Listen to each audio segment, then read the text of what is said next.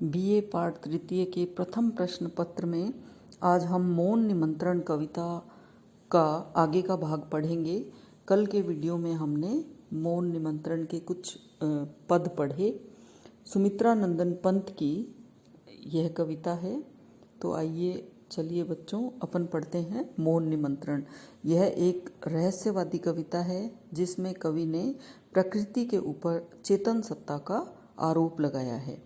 प्रकृति जो है उसको देखते ही कवि को यह महसूस होता है कि यह किसी एक इसमें कोई सजीव और चेतन सत्ता निवास करती है।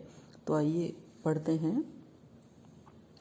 तुमुल तम में जब एकाकार ऊँघता एक साथ संसार, भीरू झिंगुर कुल की झंकार कंपा देती निद्रा के तार, न जाने खद्योतों से कौन मुझे पथ दिखलाता तब मौन।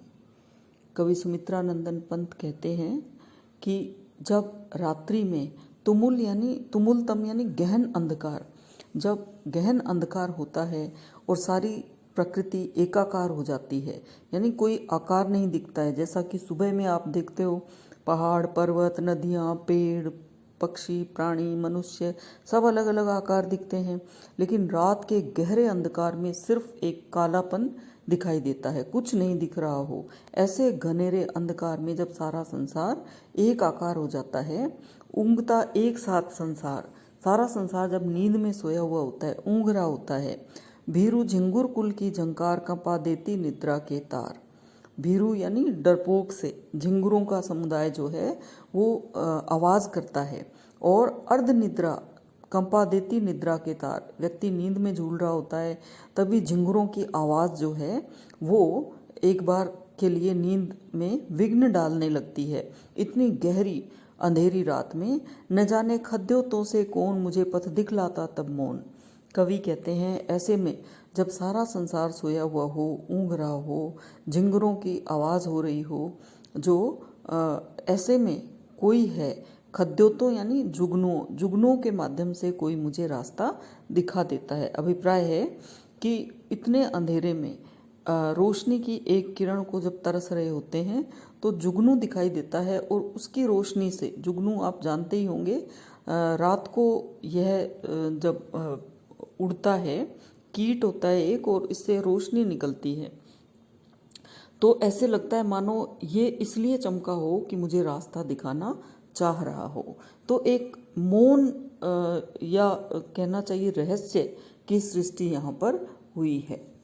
कनक छाया में जबकि सकाल खोलती कलिका उर के द्वार, सुरभि पीड़ित मधुपों के बाल तड़प बन जाते हैं गुंजार, न जाने ढुलक ओस में कौन खींच लेता मेरे दृगमौन।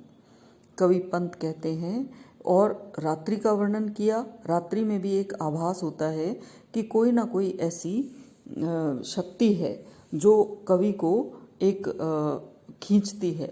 और सवेरे का वर्णन करते हुए कहते हैं, कनक छाया में जब की सकाल खोलती कलिका उर के द्वार। सकाल यानी सवेरे, भोर में, कनक छाया सूर्य की स्वर्णिम आभा में, सुबह सुबह जब सुनहरी धूप सारी सृष्टि को अपने आगोश में लिए होती है, और तब कलियां सुनहरी धूप के सामने अपने हृदय के द्वार खोलती हैं। धूप के आते ही कलियां चटकने लगती है। जैसे ही उनका हृदय द्वार खुलता है तो खुशबू उठने लगती है। सुरभि पीड़ित मधुपों के बाल तड़प बन जाते हैं गुंजार। मधुपों के बाल यानी शिशु भ्रमर, छोटे छोटे भंवरों के बच्चे। जब कलियां अपने हृदय खोलती हैं या कलियां चटकने लगती हैं तो खुशबू उठती है, और उस खुशबू से मदहोश होकर के, पीड़ित होकर के बाल भृंग जो हैं वो तड़प करके गुंजार करने लगते हैं, उनके गूंज उठते हैं उनके स्वर। न जाने ढुलक ओस में कौन खींच लेता मेरे दृगमौन। कवि पंत कहते हैं तब न जाने ओस की बिंदुएं ढुलक करके मेरे नेत्रों को आकर्षित कर लेती है। यूं लगता है जैसे कोई अपनी संवेदनाओं को यहाँ प्रकट कर रहा है, या कोई आंसुओं के बिंदुओं को ढुलका रहा है। तो इसके माध्यम से ऐसे लगता है कोई तो सजीव सत्ता है। बिछा कार्यों का गुरुतर भार, दिवस को दे सुवर्ण अवसान, शून्य शैया में श्रमित अपार, जुड़ाता जब मैं आकुल प्राण, न जाने मुझे स्वप्न में कौन फिराता छाया जग में मौन। कवि पंत कहते हैं कि इसी प्रकार दिन के बाद शाम होती है, बिछा कार्यों का गुरुतर भार। अपने दिन भर के कठोर परिश्रम, काम, इनके भार को एक तरफ करके खत्म करके कामों को दिवस को दे सुवर्ण अवसान। शून्य शैया में श्रमित अपार, जुड़ाता जब मैं आकुल प्राण। दिन को जो है स्वर्णिम विदाई दे करके दिन खत्म होने लगता है, स्वर्णिम आभा को समेट रहा होता है। और शून्य की शैया में जब कवि कहते हैं कि मैं थक हार करके सोता हूँ, अपने व्याकुल व्यथित प्राणों को जुड़ा रहा होता हूँ या श्रमित अवस्था में होता हूँ, नींद की थकान को दूर करते हुए मैं वहाँ विश्राम की अवस्था में होता हूँ, तब न जाने मुझे स्वप्न में कौन फिराता, छाया जग में मौन।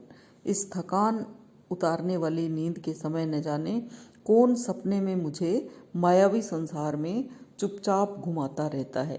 कौन है जो स्वप्न में एक अलग लोक का भ्रमण करवाता है। तो यहाँ कवि रहस्यवाद की सृष्टि करते हैं। न जाने कौन अये द्युतिमान, जान मुझको अबोध अज्ञान, सुझाते हो तुम पथ अनजान। फूंक देते छिद्रों में गान, अहे सुख दुख के सहचर मौन, नहीं कह सकता तुम हो कौन।